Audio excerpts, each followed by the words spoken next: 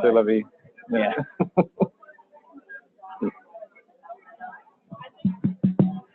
All right. Good afternoon, everyone. We'll get started. Thanks for coming. I am Ankur Barija, faculty here in geriatric medicine, medical director of the inpatient geriatric programs at Stanford Hospital, and have worked with a lot of you in the inpatient side. So thank you all for coming. A lot of familiar faces. And this is our inaugural geriatric medicine grand round. So thank you, Marina Martin, for helping us out, our section chief in geriatric medicine, Taylor, for all the logistical help. And really excited to invite our introduce our speaker today, Dr. MacLullich. Okay, almost. Got Perfect. it. So he is a professor of geriatric medicine from University of Edinburgh. He's an expert, international expert in delirium for many years now. He founded the European Delirium Association and is a past president. He's very active both in the research and clinical space as far as delirium is concerned. Is passionate about new detection and management approaches to delirium in the acute hospital setting. Also credited for creating a new tool for delirium screening, 4AT tool, and has published 100+ papers in peer-reviewed journals, and active in orthogeriatrics and acute geriatric medicine at the hospital there. We're really happy that he's here today in our conversations. There was a lot today about multidisciplinary approach to delirium assessment, detection, management. So I'm happy to see lots of colorful, very colorful in terms of multiple disciplines, clinicians and others. So I'm really happy to see that. So hopefully it'll be a nice Q&A session afterwards. Looking forward to it. Thanks again for coming. Thank you. Thank you so much, Ankur. It's a real delight for me to be here. I didn't know it was the inaugural, so I feel even more privileged also to come to a university like Stanford. My old friend Jose Maldonado, a professor of psychiatry and an expert in delirium, is here to offer me some moral support, I think. But we had a really nice lunch yesterday, and I've loved my time. And my first ever visit to California, actually, I was at the American Delirium Society earlier in the week, and really had a great time. And I'm missing my kids, and I'm glad to be going back to see them, but I'll certainly miss my time here as well. So my talk today is a clinically focused talk. I'm going to start with just some orientation around, just so we're all on the same page about what delirium is, and then I'll be speaking mainly about detection and then on to clinical care. And just one important caveat is that delirium is a field, even though it affects a staggering 1 in 8 at least hospital patients globally, it's a field that doesn't have a massive amount of research, especially in the treatment side of things, which I'll come to. So a lot of what I'm saying is opinion. It's derived from my own clinical experience. It's derived from my reading of the available literature and from expert consensus. So I really hope that I will be able to have discussions about some of these opinions. I've already in the rounds this morning seen that there are practice differences. I mean, one of the big differences between the UK and the US is that we have a lot of geriatricians. Like in my hospital of 1,000 beds, we have 140 geriatrics beds, and we have, at least 20 geriatricians at the senior level working, and it's just normal for geriatrics to be embedded in the hospital system because it works, and I hope that will eventually become the case, here as it is in the rest of, the industrialized world. But, I can see also that the delirium program here is very evolved. It's been around since 2013, and you're doing things with a small number of geriatrics people here and other colleagues that we're not doing, even in my own hospital. So I'm taking back some inspiration from that. So I'll just kick off with I think a good place to start is with the patient. I think we should always be patient-centered. I used to find this quite an annoying phrase. I thought, well, I am patient-centered, I hope. But actually, reading about it and thinking about it more, about autonomy, about remembering the person in front of you as just being like you or me, but just in a different position, and being kind and trying to put yourself in the shoes of people, I think is a very important principle which we can always get better at. So if we take this lady living at home independently, some memory problems, but basically would not be described as having dementia because her functional status is good. She has a broken hip and comes to hospital. And a very familiar situation to people here, that her son comes to visit her and finds that she is not right. She's changed in some way. And she's changed in two ways that this case illustrates. First is that she is confused. So she's become cognitively impaired more than before. And also that she's developed the emotional disturbance of this. She's also developed, in relation to that, a delusion. So this is a typical kind of case of delirium. So this is a sort of general definition. I'm going to get to DSM-5 in a minute. What is delirium? And it's quite a simple condition in some senses.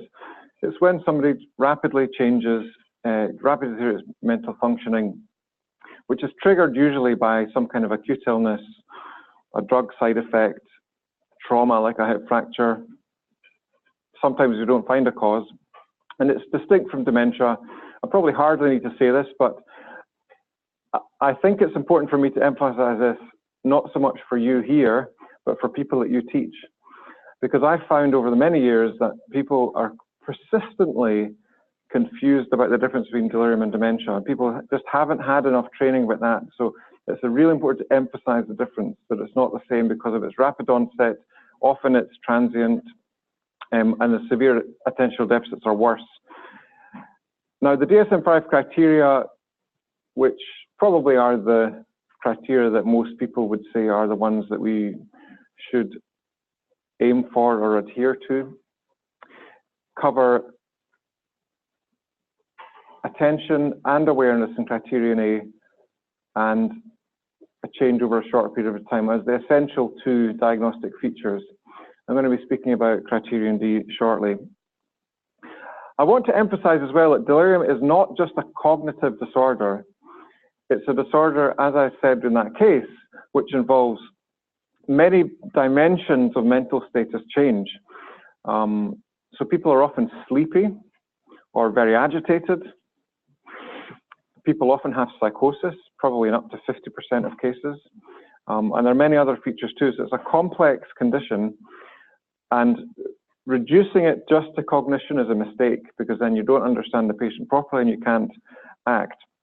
Another important issue about delirium is it's the terminological chaos that has bedeviled the field for many years, with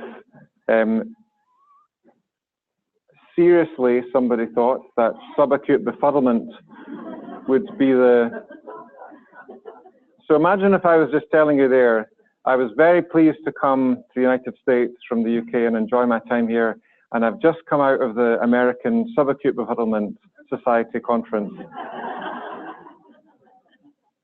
So, but there are other terms that are used. I'm hoping that we're just going to dump all of those terms and just stick to the word delirium, because that's what ICD says, that's what DSM says, that's what the patients need to hear. They don't need to hear about 6 terms for what they've got. They need to get a consistent message. These are some, on the right column, these are some terms that are sometimes used to describe somebody with delirium. And there's nothing wrong with using those terms, but they are just a starting point. It's not the end. And I think we owe it to patients to come up with a diagnosis, because that then gives them, as Wes Ely famously said, he's a famous intensivist and delirium researcher from Vanderbilt, that once you get the word delirium in your notes, once you've documented it, delirium, not subacute befuddlement, not encephalopathy, not toxic psychosis or any of that crap, but actually the right word, delirium, then they get a ticket to the brain dysfunction camp. And then they get in there, and then they get, people who know what they're doing helping them out, instead of a vague diagnostic limbo. So that's important to get the term right. So just as a quick recap, delirium is a really common condition, as I say. Somebody told me there's 500 beds in this hospital, is that right? So that means that about 80 people in this site now have delirium. 80 people. I don't know how many people are in this room, probably slightly more than 80. But, you know, this number of people, roughly, right now have this condition in this institution. And they're struggling, and they're going to do badly. They're going to have high risks of bad outcomes, which I'll come to. Older people are much more vulnerable to it. It's very common in ICU, and it's very common in dying patients. Certain groups are much more vulnerable to delirium. I think that's everyone here would know that, but just to emphasize that older people, people with dementia, people with comorbidities on multiple drugs are more likely to get delirium. Now, over the last 15, 20 years, a lot of very important work has been done to try and understand the consequences of delirium better. And unfortunately, it's not the transient and benign condition that people used to think it was. Like, people being dismissive of delirium, saying, you know, it's inevitable or old. Of course, they get a bit confused. You know, that's what you expect. You know, or it'll just treat the pneumonia and it'll go away. You know, and you don't have to do anything for it itself. That's just wrong. Okay, those perceptions are mistaken. And we've moved on from that scientifically. So I think we need to discard that and now treat this as a serious acute syndrome that requires a professional approach, a technical approach that involves diagnosing it and then taking it seriously and going through a lot of steps to do well. And the reason is that lots of severe consequences. Now, there are acute consequences like severe distress. People with delirium get more pneumonia, often because they're drowsy and they aspirate. They often get dehydration because they don't know what they're doing with a cup. Just they tip it over, or they forget that they're thirsty or don't feel thirsty. So we need to take care of those basic biological functions are not being taken care of because their brain isn't working. And then there are longer term consequences, which I've listed there.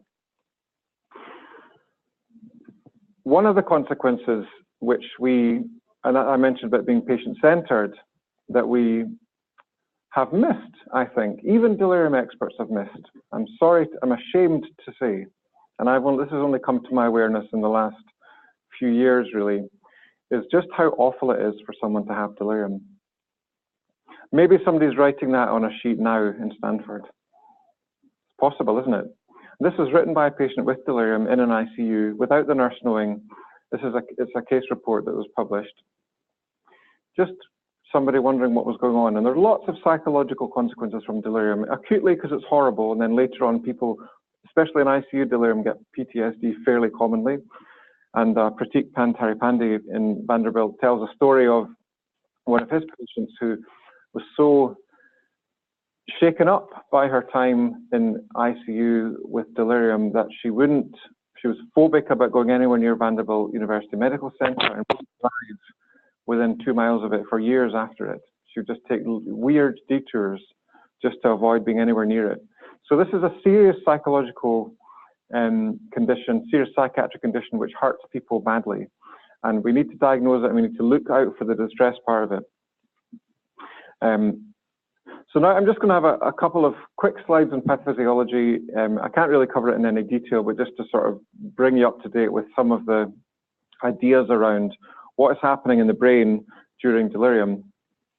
This very simple cartoon just sort of shows the process of something going wrong peripherally, something happening in the brain, leading to confusion, so cognitive disturbance, other mental state disturbance, and a delirium.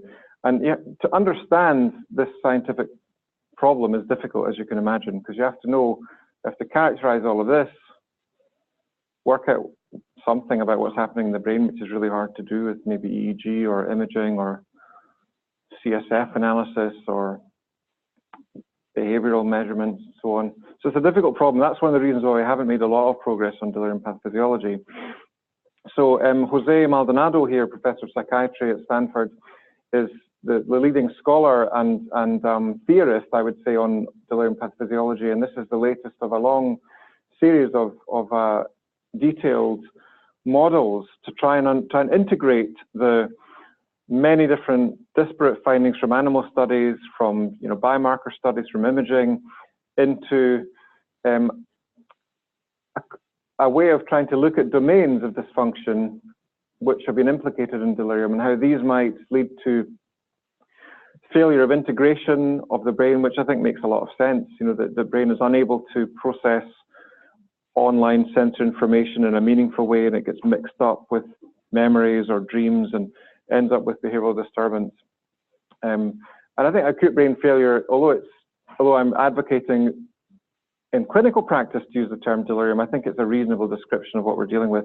So I can't obviously, I don't even understand these papers sometimes, but I can't really go through it all, but do have a look at this article here if you're interested. Zooming out from that level of detail, I think it's quite helpful from the clinical point of view to talk about two broad categories of how the brain might be affected such that delirium is caused. One is just direct brain insults, and I think we shouldn't forget about this. We don't need to have elaborate models necessarily to deal with the fact that if somebody's swimming in morphine, then the brain isn't going to work very well, or if they're deprived of oxygen, then it's going to affect the brain in lots of different ways, and the solution is to give them oxygen or to stop giving them so much morphine or give them naloxone or something. So direct brain insults is a fundamental part of understanding delirium pathophysiology. It's not necessarily all that sophisticated. However, we all see patients with delirium who've got normal temperature, pulse, blood pressure, oxygen levels, glucose. We don't even necessarily have a serious illness that you can find. What's that? You know, that's the unexplained bit where Jose's model, you know, attempts to try and understand, well, what are the causal chains here? So again, I can't really go into this, but it's a very interesting field scientifically if you're motivated to look into it. You know, one of the leading researchers in this is somebody called Colin Cunningham, and what he's done in animal model work is take animals with prion disease that's been induced, and these animals are in midlife indistinguishable from controls. They have some neuropathologically, they have some microglia that what Colin Cunningham describes as being primed. So they're a bit more activated, but not necessarily doing very much because of the neurodegenerative pathology in the brain, which looks a bit like the pathology you get in Alzheimer's disease. But what Colin's done is give a tiny dose of lipopolysaccharide peripherally, and that swims around the circulation, communicates with the brain, and then the microglia produce more toxic cytokines and cause more damage to the brain than in control animals. And this leads to a short-term disturbance in behavior lasting a day or two, and then the animal recovers, but later its trajectory of decline is much faster. Doesn't that sound like what we often see in clinical practice, that, you know, a pneumonia or a bad urinary tract infection and somebody with dementia, they're never quite the same again. So that's trying to understand the substrate and potentially leading to some therapeutic interventions in the future. So another important aspect of delirium pathophysiology research has been how delirium is definitely linked with a much higher risk of future cognitive impairments, acceleration of existing dementia or new cognitive impairment. This is a study I was involved in, led by Daniel Davis in Cambridge and now London, published in JAMA Psychiatry. And this found that, yes, controlling for baseline cognition, delirium is associated with more rapid cognitive decline, but especially in the presence of existing neurodegeneration. This was a post-mortem study. So in summary, I don't really believe that there's a final common pathway. People used to say that, like cholinergic transmission or something. That's just not true. There's too many things. You know, you take, you know, an antihistamine, that can't be the same as, you know, a traumatic brain injury as the cause of delirium. It's an absurd idea. You know, there are multiple ways the brain can go wrong. There probably are some important mechanisms that keep happening. So I think the therapeutic implications of this are quite important, though. This concept, I don't think there will ever be a time when we say, here's delirium and here's a drug for all delirium. It just doesn't make sense to me at all. Why would you do that? So morphine makes you delirious. Do you give a drug for that? No, you take the morphine away. You know, I think drugs have a role in delirium for some aspects of delirium, but not as a general kind of treatment for a binary diagnosis, yes or no. So now I'd like to go on to the more clinical aspects. So I'm just showing these again to now think about the issue of reduced arousal. So let me just get this video to play. How do I minimize this?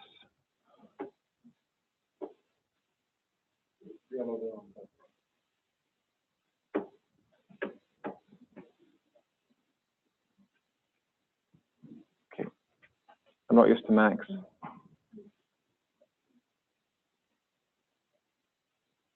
We need a bit of sound here.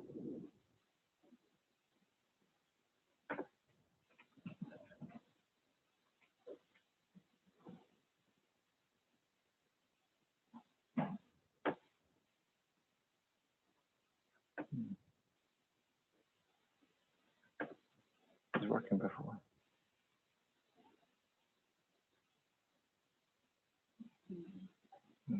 It doesn't really matter. I think what's happening is that the doctor, this is an actor, by the way, the doctor is trying to wake this lady up. She's saying, Mrs. Wilson, can you open your eyes? That's all the dialogue in this little vignette.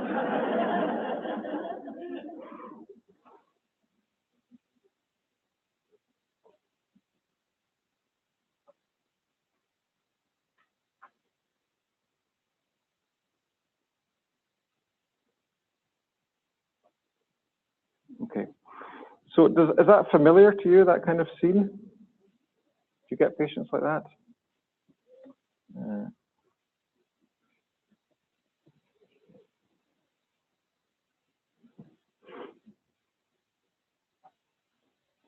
So people who can't speak are quite common in medical practice, aren't they? People who just don't, they might open their eyes a bit. They're not in a coma. They respond a little bit to verbal stimulation. And one of the major problems in delirium assessment in the past has been the reliance on cognitive testing to diagnose delirium. That's been a serious mistake, in my opinion, because a good proportion, actually even up to 10% in some studies, of people in hospital are very drowsy and can't do things like even say their name, or certainly can't engage. And that has meant that lots of times people have been doing tests, they've just scored them out and said, UTA, unable to assess, and the patient's not ended up with a diagnosis. That's been a major problem. And we've abandoned that problem now, thankfully, because in DSM-5, it clearly states that when people who are unable to speak and engage but are above the level of coma, that is called now severe inattention. You don't need to do a cognitive test, and that fulfills that criterion in the diagnostic criteria. So just as a quick reminder that we're not just dealing with level of arousal and attention in delirium. There are multiple things that can go wrong with the brain when people are sick. And I want to talk about some of those as we go, as well as the course, the onset and fluctuation. And most tools focus on the diagnostic criteria, acute onset, fluctuating course, inattention, arousal, and they cover these other aspects less. I'm going to come to that in a while. I'd like now to step sideways and talk a little bit about tools. Now, it's a bit bewildering if you're approaching the field of delirium and trying to understand why are there so many tools, what do they all do? It's a bewildering thing. Actually, most of them aren't suitable for clinical use because they were developed for research, so they've got a specific role. And when you decide to use a tool in clinical practice, and remember there is a wide choice, so it's not necessarily one choice that you have to make. You can actually look at literature and think carefully about what's going to fit with your needs. What is the purpose of it? And earlier today we were talking about surveillance for delirium. So if you're doing a test to look for delirium that might arise in a high-risk patient, that has to be a short and simple test that can be easily built into clinical practice, that doesn't annoy the patients with too much burden, doesn't take too much nursing time and so on. That's different from a screening test that is a bit more definitive. It's different from a severity test and so on. Many, many tools need training, and they need, if you've got rotating staff coming in and out of your unit, have you got the time to invest on a day's worth of training for every new member of staff coming through? It's expensive. Many tools actually require maintenance training. So after a year, you have to check, are they still able to do it, and so on. These things are all important factors. So I'm going to talk a little bit about the 4AT, which is a tool that I developed with 2 psychiatric colleagues in Edinburgh about 7 years ago. And I developed it because I had recommended the CAM, the Confusion Ethic Method, in the British Geriatric Society guidelines as the best available tool for delirium. And I tried to implement it in my hospital, but I'd struggled to implement it because we couldn't get training organized for every person who was using delirium. And also people found it too long and found it difficult. So reluctantly, because it's a lot of work, I thought, well, for my hospital, I will develop a tool that I can then recommend to people that's going to fit with the amount of resource and time that I have. And I'm just going to go through its features because it's probably not a tool that you're familiar with. So the A stand for alertness, AMT4, attention, and acute change. It's designed not to require training, and it's designed to be very quick. So I'm just going to go through each feature. So the first, by the way, a score of 4 or above, and it goes up to 12, is said to indicate possible delirium. It's a screening tool, though. So it's just it starts with arousal. As I say, I think that needs to be done, because if you ask somebody who doesn't know about delirium to start with a cognitive test and the patient can't speak, they often just stall. They don't know what to do next. They just say, oh, I can't do this test, there's no use to me, and they throw it in the bin. So that's why it starts with arousal. And if it's clearly abnormal, immediately it gets a score of 4, which indicates delirium. So that you can diagnose delirium in 5 or 10 seconds.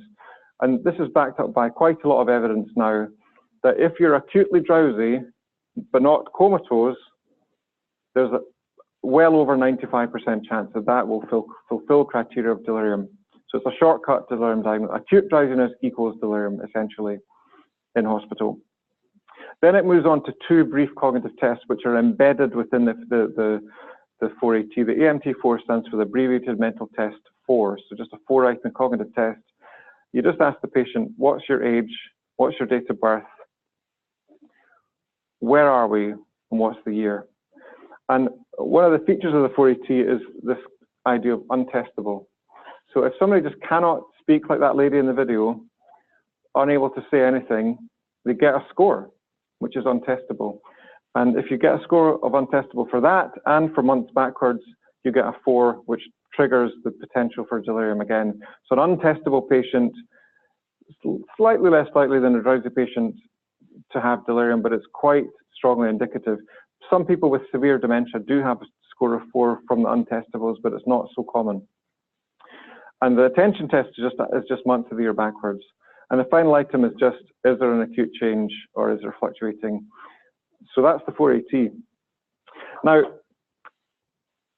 I was recently just looking at all the validation studies of the 4AT. And since it was published this is the original validation study that I was involved in, but because I published it on a website just for pragmatic reasons so my colleagues in my hospital could use it, somebody went off and did a validation study without me even knowing about it. And it was quite a nervous moment when I found it on PubMed. Like, what's the results going to be? Luckily, they're quite good. With 100% sensitivity and 82% specificity. But it's now one of the best studied cognitive tests, delirium screen tests in the world. It's actually got more people have been studied doing the 4AT than the CAM now. Now, I'd like to talk about the CAM, which I know is embedded in your system here and also in Kaiser, where I visited yesterday. It's very well established, derived from DSM-3R. I think you're probably familiar with these 4 features. It's an algorithmic tool, so you need to have both inattention and acute change. And if they're both positive, then you have either or both of disorganized thinking or changed arousal. And I say one of the problems I had with it was that some people got stuck with inattention, especially before DSM-5 came out. They said, well, if I can't demonstrate cognitive impairment through days of the week backwards because somebody can't speak, I don't know how, what does that mean? Is that inattention positive? How do I score that? And there still remains a little bit of ambiguity about how you score that feature when somebody can't speak. Because that kind of goes into arousal then. Are they both then positive? So these are not trivial concerns because a tool has to be ergonomic. It has to be simple, it has to be obvious if somebody's busy. So, as I say, I'm not doing this to be provocative or to turn this into a fight between the two tools. It's just to give you the information so you can then understand that the 480 is not a new kid on the block that's hardly been studied. Actually, in the 7 studies, it's had nearly 2,000, which is more than all of the studies that I could find in a recent systematic review, and it has better figures in the CAM.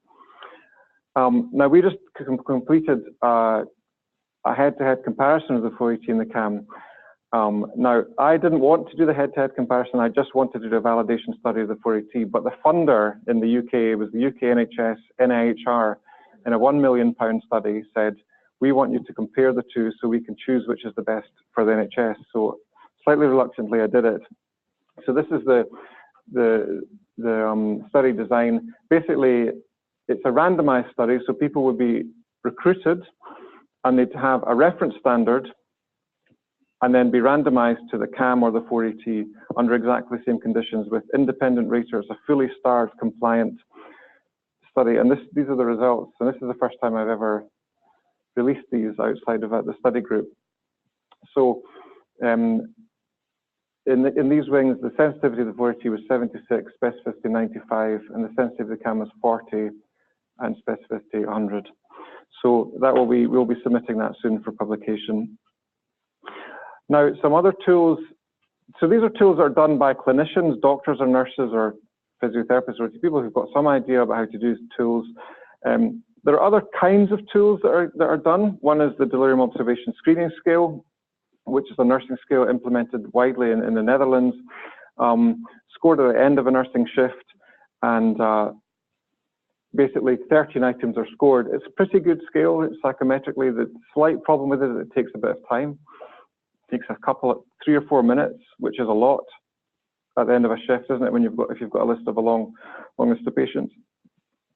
The radar is a tool which is aimed at surveillance, and this is developed by a professor of nursing, Philippe Waillet, and all the nurse is asked to do originally during a medication round, but not everyone likes that because it's distracting during the medication round, and maybe it's done at some other time when you're interacting with the patient. But 3 different questions, and if it's positive, then you proceed to do a tool like the 480 or the CAM. This is an informant questionnaire, which is, that's it, that's the scale. Do you think has been more confused lately? And it's a very effective scale because that basically asks, does the person have delirium? That's all it says, but it relies on there being an informant. And it does happen, doesn't it, that there is no informant and the patient's just lying there sleepy and you don't know if that's a normal state. Usually it isn't. So I think you do need more than just this, but some people just use this, because it's ultra quick and very simple. Jose and colleagues have developed this, which I believe is about to be published. There's a pilot study, an initial study, and a validation study, which are in press. And this aims to take further. There's a prior nurse-based informant ones because it's quicker, and also it's based on the latest diagnostic criteria. It's very fast, which I think is an important virtue, and it performs similarly, to the CAM, and it's also, I think, preferred. So it's something seriously to consider looking at, in my opinion. I'll certainly be seeing if I can try it out as an additional measure, because the 480 is kind of designed to do it on admission and if you suspect delirium, but it's not really meant to be done twice a day. It doesn't have that design, whereas I think this kind of tool in high-risk patients could be done in that way. Now, in terms of what you do with a positive screening tool, I don't think any tool gives you a diagnosis. I think it's always going to be clinical judgment, and I just want to make that point really carefully, that a positive CAM or positive 480 is not a diagnosis. You need to have clinical judgment before you go ahead.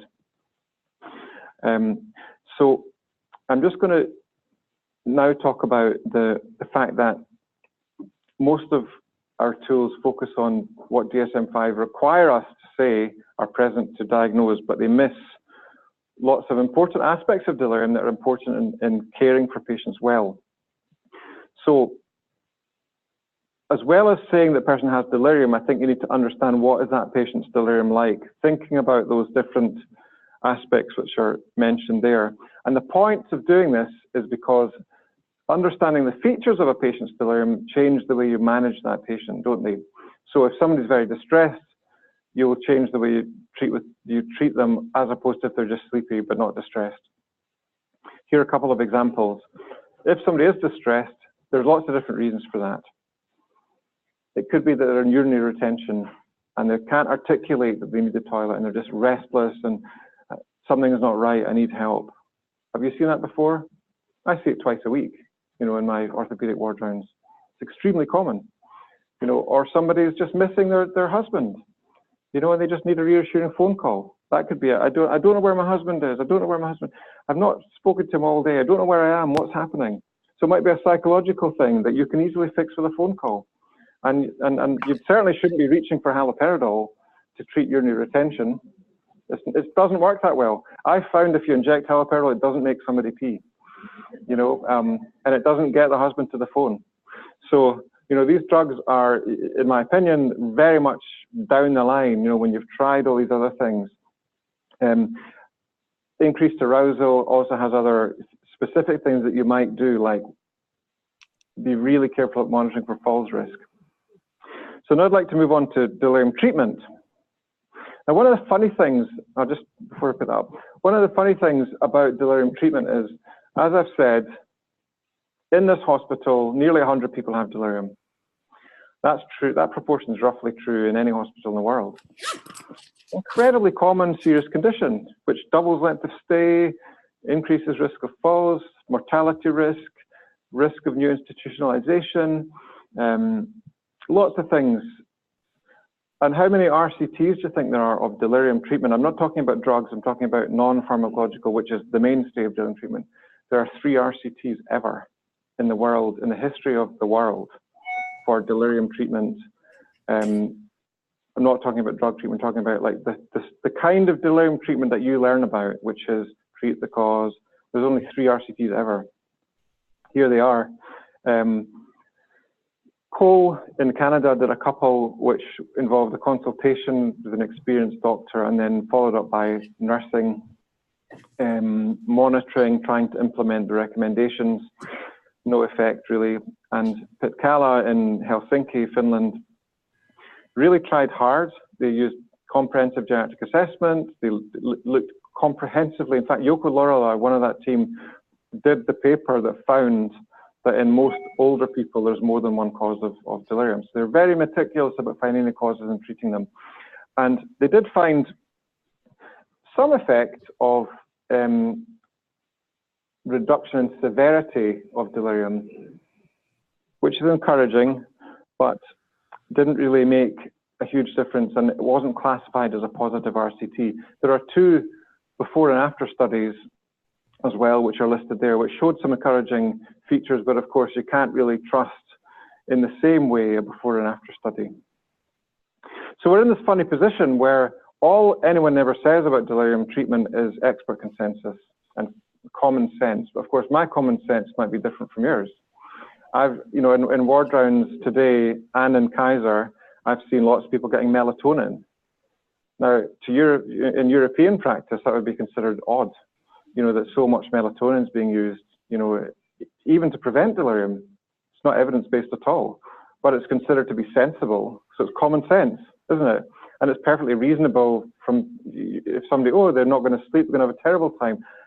You know, altered sleep-wake cycle is a risk factor for delirium. You can easily make up a chain of logic that leads you to the conclusion that you should give all over 65s at high risk of delirium melatonin, so they all have a nice night's sleep. You know, I can see that. You know, I'm not in any way saying that's wrong. I'm just saying it's interesting that there are just huge differences all over the world because we lack evidence. And that's a problem, isn't it? Because these human beings are trusting us to know what the hell we're doing. And we're just like, you know, let's try a bit of this, try a bit of that, you know. So if you look at the guidelines, they all say this. And in fact, I've just been through a long process because I'm writing a guideline from the Scottish Intercollegiate Guidelines Network, the SIGN guidelines. on delirium. One of the only national guidelines on delirium in the world. There's one in England, the NICE guidelines, and there's two or three others. But it's quite an unusual event to have a guideline coming out on delirium because it takes so much work. And that's why, you know, we've really looked into all the evidence very carefully, and all the great literature. So this is always there. This is sometimes there. Often the focus is on safety, though. Like if the patient's unsafe, then you use haloperidol, but not necessarily finding out if they're sad or scared. That's not often in the guidelines, which I think is a shame, isn't it? I mean, you wouldn't miss out pain in a palliative care protocol, would you? You would say, let's look for pain. And what is distress but psychic pain? You know, that should just be a mandatory part of any delirium assessment. Is the patient distressed, upset, sad, frightened? And then there's variable coverage of these common sense, bread and butter things that, you know, on a good day you might remember all of them.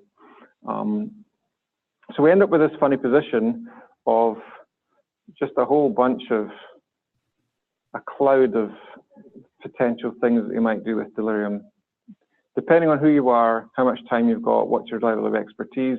But there's nothing standardized about it, is there? I mean, not everybody will get an enema prescribed. Probably everybody with delirium should have an enema prescribed. So the nurses, if they discern that the patient's constipated, they can just give the enema instead of waiting for another thing to happen, another consultation to happen. Deprescribing, that should probably be considered in every single case of delirium. It's not always present in guidelines. If anyone's agitated, they should always get a bladder scan, shouldn't they? They should always avoid dehydration. People should be mobilized, orientated, fed. Sometimes. So anyway, do you understand my point? It's just this kind of chaotic picture. And I think that is a real issue with delirium treatment. So the solution is first to accept the fact that delirium treatment is difficult. Now, I'm a geriatrician, and of course I'm in favor of geriatrics, and I think that basically, given that at least half of people in hospital are old and many of them are frail, and geriatricians are the people who know about those people, along with our, you know, our colleagues and, you know, specialist nurses and so on, that every hospital should have, you know, like mine, you know, a good proportion of geriatrics beds and specialists in the care of large numbers of people in the hospital. So this kind of level of analysis, this detail, is inherent to geriatrics. Geriatrics is probably the specialty that's the most specialist at delirium care, and because it involves a mixture of all the complex medicine. So we'll know, for example, whether that bendroflumetazide can be stopped or not, whether that ACE inhibitor can be stopped, whether that antipsychotic should be given, you know, and so on and so on.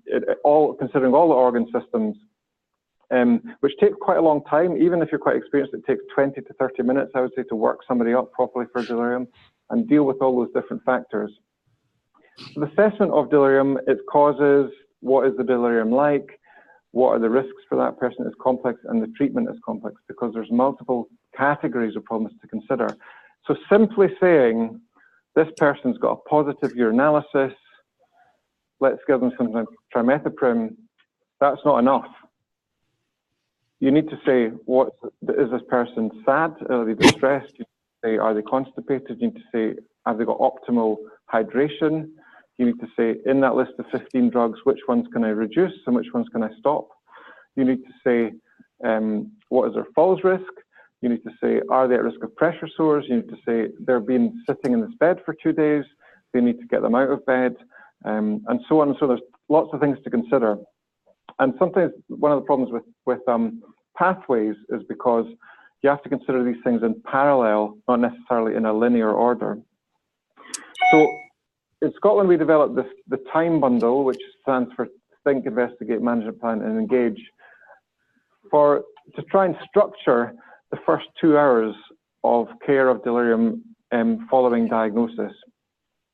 One of the things I was really impressed about this morning was seeing from 2013, the delirium plan for Stanford, which includes showing videos about delirium to families and giving documentation is fantastic. That's actually rare. You know, in fact, engaging, telling families and carers about delirium is an unusual part of delirium protocols. And it's absolutely shocking that we don't make this mandatory, isn't it? Can you imagine one of your relatives, a vulnerable relative, having delirium, and how bad it's going to make you feel that somebody is clawing at things in the air, crying, seeing blood pouring out of the walls, seeing all those terrible things happening? Let me tell you a story about one hallucination, just to sort of bring this point home. This lady was sitting shaking, and she said that she saw dolls pinned all around the wall with white dresses and dark hair, pinned to the wall, all looking down at her like this. And in the floor in front of her bed, there were girls dressed in white dresses with dark hair who would be playing, and every so often they would stop and they would look up at her like this. And that happened all day. Isn't that horrible? So imagine if that's your relative and you don't know what they're you've got come in to visit them and they tell you the story, and no doctor or nurse is coming to speak to you to tell you. You know, it's shocking that we don't say, this is delirium, it's usually reversible, this is what we're doing about it. And I saw that in action in the ward round this morning, just a clear explanation to the family. So that's a real strength of the program here, I have to say, but it's not universally done. So building on the time model, I thought to myself when I'm doing my ward rounds, I forget things. I sometimes have this kind of list of ideas about delirium treatment, but I sometimes forget things. So what could I do to help myself and remember the different aspects? So I'm going to go through these briefly in the next few minutes before I finish. This is just a set of categories of things to remind you about the things that need to be considered in delirium treatment. The first one is the patient sick? And again, as a physician, I'm quite surprised that a lot of the delirium treatment pathways start with look for causes, you know, without actually saying, well, is the blood pressure low? I mean, the sepsis 6 bundle, the CURB 65 score, lots of bundles say that if somebody's brain isn't working and its manifestation is delirium, then that's a sign that someone's prognosis is really bad or that they're very sick. We just did a systematic review published in BMC Geriatrics, which found that if you're drowsy as an acute hospital patient, the mortality at 30 days is 6-fold. So this is, you know, mental status change is a strong indicator of somebody potentially being sick. So the first thing you need to do is just the basic ABCs. You know, what's the blood pressure, pulse, oxygen level? Are they retaining CO2? Have they got low glucose? Have they just had a massive dose of morphine that you need to reverse? Just that basic medical stuff is the first step, you know, when you pick up delirium every time. After that, then there's a much more elaborate process involving looking at all the causes. And as I say, Jouko Lorla in Helsinki, he found that there are many different causes usually to consider, and often 2 or 3 in a given patient. Often the causes are fairly obvious, like a pneumonia or a urinary tract infection or too much of a certain drug. But it is something that does require analysis sometimes. If the first 2 days of treatment doesn't work, could there be a rarer cause? These are some systemic causes. And I think underappreciated, and this is maybe where geriatricians need to remember about primary neurological causes of delirium. And I'm not saying that delirium is the diagnosis necessarily, but it's the starting point. And I have seen a few cases of autoimmune encephalitis that have been presented as delirium, and they've been atypical delirium. They haven't responded to the usual analysis, and eventually the antibodies have gone off and they've come back positive, and that's been the diagnosis. I think sometimes small strokes can present as delirium, cognitive strokes, you could call them, and so on. As well as treating the causes and doing everything right, I think it's important to optimize conditions for brain recovery. Now, quite a lot of this could be what you do for acute kidney injury or many organ failure syndromes. Basically, you have to try and optimize everything. Some of these are just physiological things.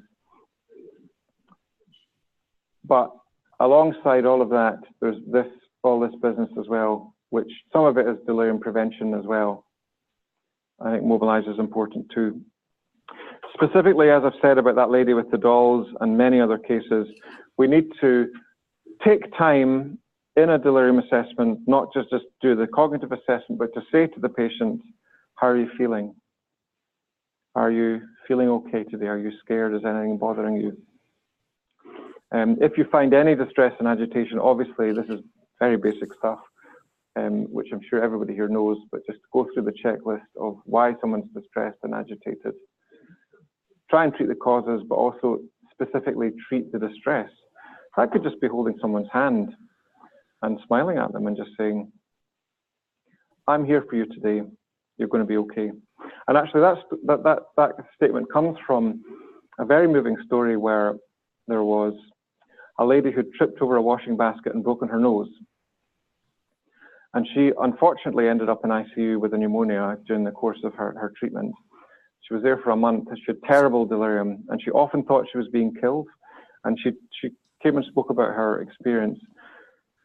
So one of her memories is that she heard some nurses talking at the door of her room, and they said, this lady's going to have a CTO. And she thought that means a compulsory termination order, which she thought meant she was going to be injected with a lethal dose of a drug and killed.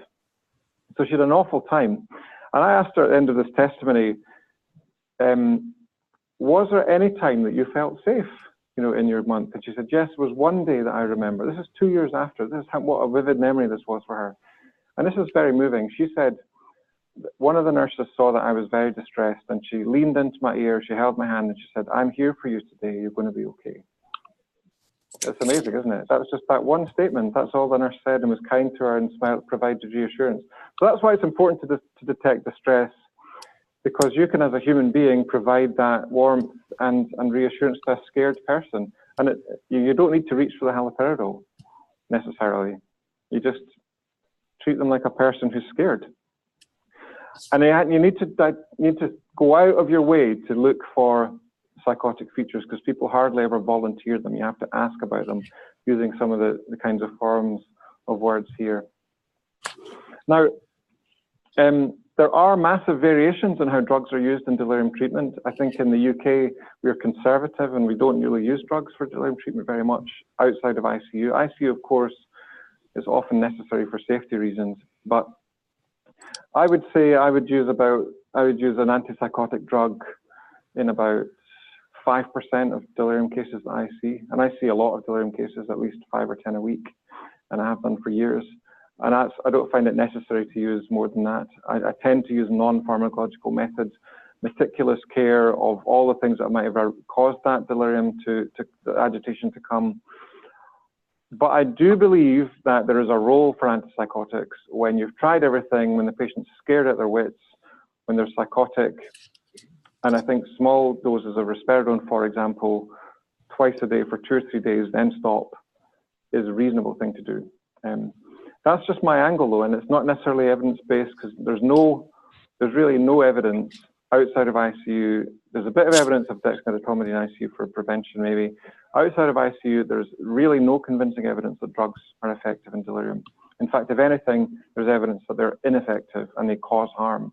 So I think you need a positive reason to use drugs. Certainly, as remember I mentioned earlier about a druggable target. If you give a drug like haloperidol, that's assuming that every single patient has got too much dopamine activity that you want to block. That's clearly nonsense. Many patients might have deficient dopamine activity. So that's a harmful thing to do for some patients. So you need a good reason to give drugs in delirium, a positive reason, rather than it just being a treatment for delirium. That just doesn't exist in medicine and medical research. It's not valid, in my opinion. Benzodiazepines are not good in delirium. They have a role where you can't give an antipsychotic, and when, again, there's a humanitarian concern or a concern. And I'm afraid the red doesn't really come out very well, but usually only 2 or 3 days of treatment is required. Should never be giving people 2 weeks worth of antipsychotics unless, there's really a massively good reason. I think by that stage, you should be getting a senior experienced, a psychiatrist or someone who really knows what they're doing to say, are we justified in giving these drugs? In fact, I've often seen cases where haloperidol is causing the delirium, because what it's doing is it's impairing someone's ability to think, and they're unable to understand where they are, and it's making them weird. It's making them, Parkinsonian. It's making them fall. Their drives for eating and drinking are gone. It's a very powerful drug. So 2 or 3 days. Now, delirium has a lot of complications. These are some of them listed there. And this is why I'm saying that the treatment of delirium is difficult, because you have to think about all of those issues in a person with delirium in a systematic way, or you'll forget about it. So I think I've made this point very clearly, and I'm preaching to a converted audience who already do this, and in a very admirable way, in fact, better than we do it, because you have a video, which I think is a brilliant idea. But just a simple leaflet should be mandatory. In fact, we have something in orthopedic surgery called the family communication plan, which is like, when delirium appears in the notes, you must take positive steps to contact the family and explain to them what's going on. Monitoring for recovery is something that isn't really solved in the field, and I think it's helpful to know what the features are in a certain patient, so that you can say the arousal is improving, or the psychosis is going down, and so on. Understand, that happened this morning in the ward round. What do you understand by what's going on? If someone gets more coherent and they can tell you, that's helpful to monitor it. Let's not forget about persistent delirium. Around 20% of delirium persists for weeks or months, and it's a catastrophic failure not to recognize it. Sometimes people go to care homes because of persistent delirium, and their houses are sold, and they never go back home again. And sometimes they're better in 6 months. It's negligent, isn't it? That's a shocking thing to have missed. Sometimes you need to give someone time to get better. I'm aware of time, so I think I've made that point, but just the diagnosis is the critical thing. What is happening? If somebody was, a week before admission, was going to the shop to buy a newspaper, running their own lives reasonably well, or even in, some kind of facility but doing all right, and they're really different a month later, that's not dementia. It's not depression. That is nearly always going to be persistent delirium, and that needs a geriatrician or a psychiatrist like Jose, somebody who knows what they're doing, to come and work out why they've still got delirium, and try and throw the full medical works at them to try and reverse it before they start to continue to decline and end up in a bad place. So there's very little evidence for this, especially outside of ICU, but in the field, most experts say that it's a bad idea to just let someone be immobilized and stuck in a chair when they've got delirium. And that used to be what happened. They just sort of got left, and the physio would come and say, they're not really complying, we'll come back tomorrow when the delirium is gone. Some form of activity I think is helpful, even just standing up a little bit, or some form of exercise and movement, just to try and keep that person as functioning as normally as possible. That's the principle. And Dale Needham, who's a famous ICU rehabilitation researcher, I'll just read this out. As we address delirium through better quality sleep and adjusted medications, additional physical and mental stimulation can make a huge difference. I've seen it happen time and time again. Now, that's not an RCT, but that is somebody who's done this for decades and really believes in it. And this is somebody who's intubated, being mobilized in ICU. So almost done. So many people with delirium also have dementia, especially older people. Some studies say around half of people with delirium have dementia, and quite often it's never been diagnosed. So it's a useful opportunity when somebody has delirium, if they're old, to think about whether they might have dementia. And obviously cognitive tests at the bedside during delirium, or even when somebody's recovering from delirium, are not going to give you an accurate picture of baseline functioning. So you have to use other strategies. Now, the informant questionnaire for cognitive decline in the elderly, the IQ code, or the Alzheimer's disease 8, the AD8, are both tools which involve asking an informant about how somebody's been doing up until the point of hospital admission, to see if there's been a decline over years. And they're both validated for use in hospital. This is quite a new set of insights, because it used to be thought you couldn't even give informant questionnaires in hospital, but actually it takes 5 minutes. Occupational therapists in my office will do it all the time. Using the IQ code, if the score is strongly positive, consider working out some form of follow-up for that person, maybe in 3 months' time. Now, prevention, I think, is much better understood and implemented. I'm not going to say very much about it. It does work, and these are the kinds of things which have been shown to work.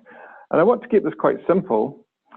I'm not sure you really need some special scheme of prevention. I think this is avoiding iatrogenic harm. That's at least 2/3 of delirium prevention. Don't give them poisonous drugs. Let them see and hear. Keep them mobile. Don't allow constipation, dehydration. Keep talking to them. Try and keep them engaged.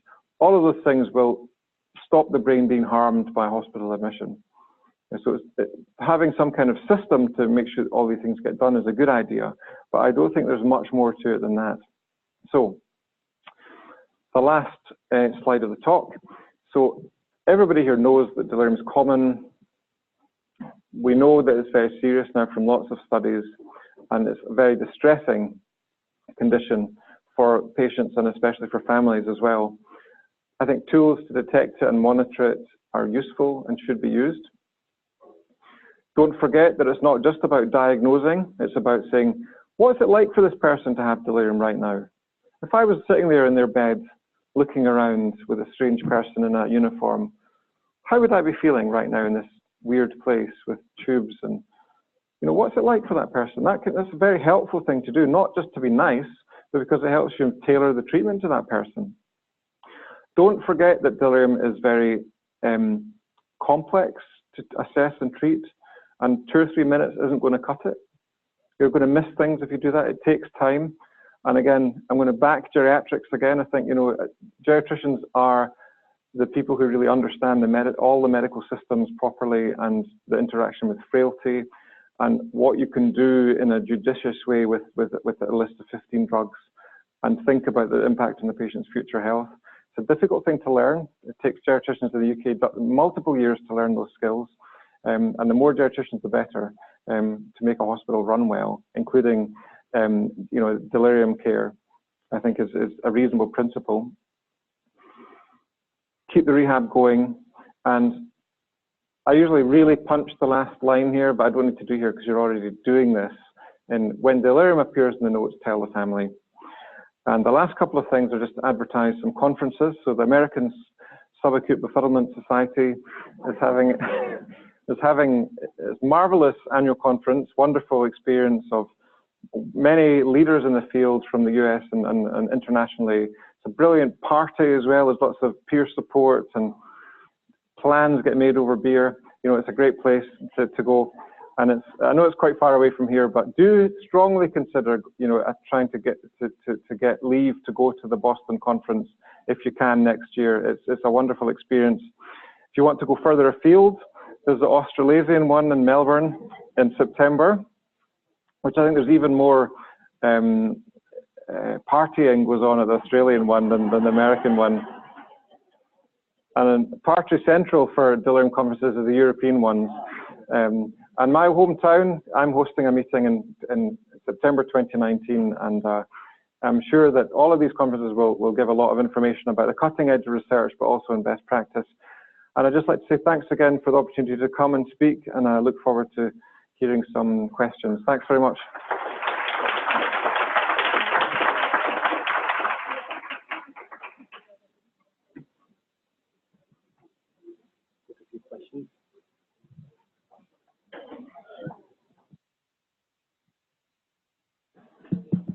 Thanks a lot.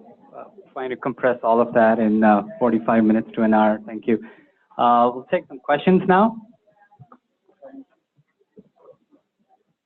Or we can talk. Any questions from anyone?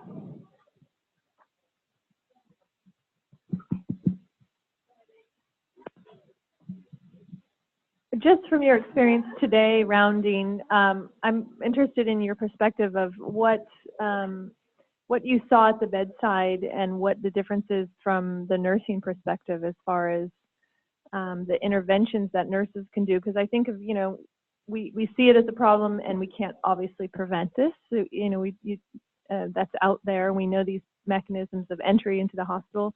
They potentially present with delirium in days. who knows many, but nurses have that impact at the bedside so often. So we often think, from my perspective, of what interventions can we do earlier, sooner, to really help with this that could be so meaningful. Well, actually, it felt very familiar. You know, I thought that in the feedback when we were going around, the nurses who were giving very interesting and pertinent information about what the patient had been like with respect to agitation, eating and drinking, you know, and there was always, mobilization was on the agenda the whole time. So I have little to add to that. I just think that, you know, I think being person-centered about it, like trying to see it as a person who shouldn't be in bed at 11 o'clock in the morning, unless they've got a reason to be in bed, who should be eating. But it all came up, you know, and I think there's a lot of attention to that, which is really impressive to see, because when other places visit, you know, around the world, it isn't always automatic. I think the one thing that's different culturally is the use of drugs. We use far less drugs than I've seen in Kaiser and here. I think there's a divide, you know, in thinking about that.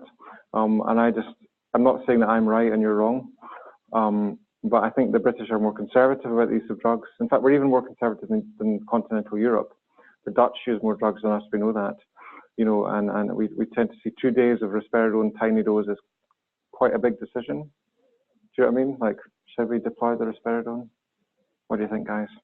You know, and that's what it's like, you know, and it's like, okay, let's tell the family we're using this powerful drug that's got side effects, you know, and we would try, I think, really hard to do all the other things first. But I'm not saying that doesn't happen here.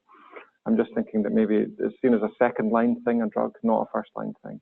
That would be the only thing. But I thought it was great, you know, and I think you're doing things better than us in some respects with the patient communication side. Most of it, I don't need that. I might need it though.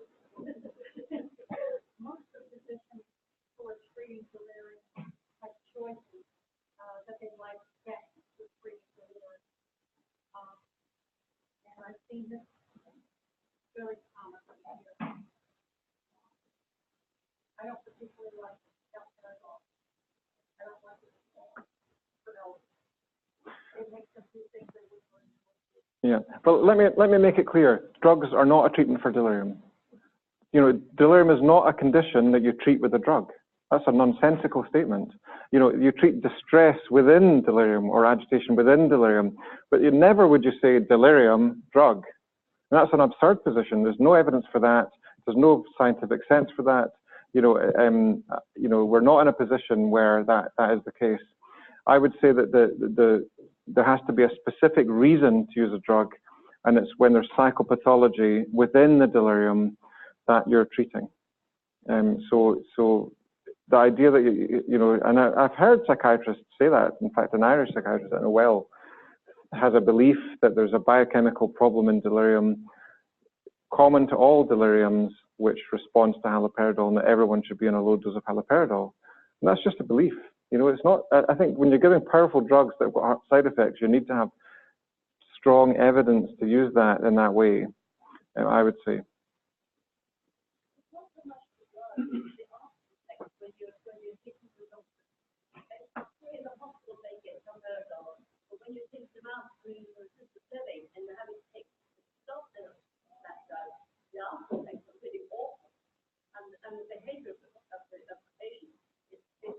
Yep. And that's what we're trying to avoid. Yeah, and you see that because the doctor can write this drug, you know, and it's seductive, isn't it? It's seductive because it makes the patient better over the next few hours. It makes the nurses happier because there's no disruption. The patient might even like it, especially with benzos. But 4 days later, they're extremely confused and falling, and in the hip fracture ward with a broken hip, and no one's paid the price for that because they've never even seen it half the time. I think that's right. I think these drugs are powerful and they damage cognition. I mean, we know that risperidone, for example, makes MMSE scores drop. Okay, so you might be fixing the agitation, but you're actually making the cognition worse when you give an antipsychotic drug. Every time you give a haloperidol, you make somebody less bright. They're less able to understand what's going on, even in delirium. Okay, so you have to have a good reason to use these drugs.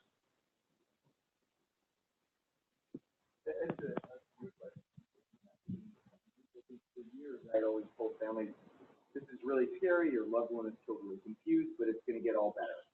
And now I think with the recognition of some patients have persistent delirium, how do you message that to families? I've kind of pulled back of saying it's going to get all better, but I don't think I have a good replacement for that. Yeah, I mean, I think it does need a script. I think you're right to prepare for it because you're giving important information about somebody's future, aren't you? You know, it's not saying, you know, something that can be done casually. And I think pretty much is what you're saying. You just say, well, you know, 80% of the time this fully gets better. Some people it takes a few more weeks to get better, and unfortunately, we do know that sometimes not everyone gets back to how they were before. But we're going to try our best to try and deal with all the factors causing it. I think that's a more honest way of expressing it. So, I just love your opinion on, you know, the exacerbation of the dementia symptoms or the dementia progression that happens post-delirium, post-hospital. So we followed some of our patients for a long time, and we found that, of course, the cognition got worse. And how do you message that to the long-term care facility, you know, providers or even family members, or in your, you know, experience being the expert, what else can be done? We understand prevention, we understand haloperidol, we understand all of that, but clearly, and a lot of the research papers have shown that, as you said, MMC gets worse. The general progression of dementia versus post-delirium and non-post-delirium, people who haven't had it is worse. Is there anything that can be done once they reach that setting? I mean, that's a really interesting question. That's you know, burning issue in delirium. And in fact, there's just a paper come out from Vanderbilt and Pittsburgh trying to look at etiology of this presumed etiology of delirium and how that might affect outcomes. And it found, for example, that even what they classified as sedative-induced delirium was associated with bad outcomes. And it was only metabolic that didn't link with bad outcomes, you know, when there was some reversible metabolic problem. But sepsis, but what surprised everyone, I think, was that sedative-induced delirium. I mean, you can argue about whether it really was just sedative-induced delirium, but basically that argues again for conservative use of drugs, doesn't it? What I would say that there is no real evidence, but it makes sense to me that you give exquisite medical care to these patients. You know, you don't let the delirium, you know, fester. You don't let someone's blood pressure drop to 100 systolic for 2 days.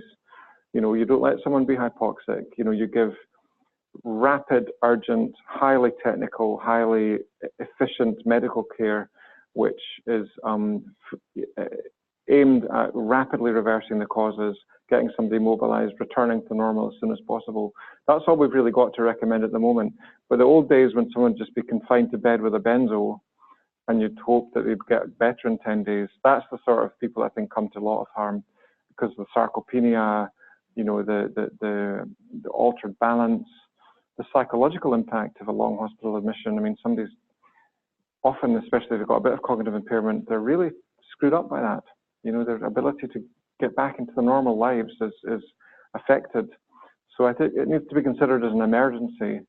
The longer someone's burning away with their delirium, the worse they're going to be it's like when I was a junior doctor and used to say they could predict the length of ICU admission by how long the patient had been hypoxic before the referral came because of all the cellular damage and, you know, upset to that physiology caused by 3 days of pneumonia with a low blood pressure. And that's why the ICU physicians are running in and whacking in boluses of fluid and putting oxygen on because they know that, you know, you're damaging the body a lot. And I think delirium is a bit like that. You know, you're really chipping away at someone's well-being for every hour they have delirium. One of the challenge we have here that about the time of discharge of the patient from hospital to long-term facility and skilled nursing home. I mean, one of the big issue that we see, like the hospital, they discharge delirium patient, there is still, and then when the patient is discharged to a skilled nursing home, it's a new environment. They get more delirious and they just return back again 48 hours again back to the emergency room, which has actually made it worse again. What about I mean, the situation there? I mean, what is the timeline for discharging patient from the hospital? Because we always force by hospital discharge the patient as soon as possible, but there's still an acute phase of delirium. Well, I think there's a good principle for saying that you need to get someone back to their home environment as soon as it's safe. And if that involves asking family members to come and live with them for a while, that can really turn things around, as long as the medical bases are covered. That's an argument for not using drugs as well, isn't it? You don't want to send someone home on haloperidol if you can avoid it. There's quite a bit of evidence now, that early supported discharge seems to help, but it requires a certain infrastructure and needs family education and support at home, somebody coming to visit. With respect to the change of environment and the cause of delirium, that's a very interesting thing, isn't it? We assume that change of environment causes delirium. Now, in terms of Jose's scheme, that must mean that the stress of being moved, the fear involved in going from one unfamiliar place to another is causing some serious upset to the way the brain's working. We've all been jet lagged. We've all undergone quite a lot of stress in our lives with exams or, heaven knows what, but you can't escape stress. But it's never, I've never been delirious because of that. I felt bad.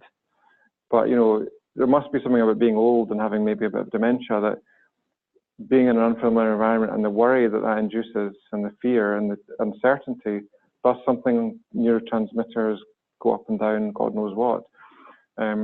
So you almost can't escape it really. But I suppose there's interesting work by Christine Wazinski in Connecticut, where she recorded reassuring messages from family members on DVDs, and she played those messages during the day, and I think that was associated with less haloperidol use. So maybe you could be adaptive and adapt to that and just say, well, we don't need DVDs anymore. We've got tablets or even big smartphones. If the patient's vision is good enough, and just all the way through that they're going to the new place. I'm not being facetious. Just sort of saying, it's okay. You're going to be in this new place. I'll come and see you later. That could really help, couldn't it? Well, speaking of dehydration and malnutrition, we need to get you some lunch. But wanted to say a huge thank you to you for coming and for being our inaugural Grand Round speaker for geriatric medicine. And I'm glad we had such a wonderful turnout of people of all specialties, which is really wonderful. Yeah. And it was a great talk. Thank you very, very much. We had about 20 people on. All right. Could we email Dr. MacLullich if we still had questions?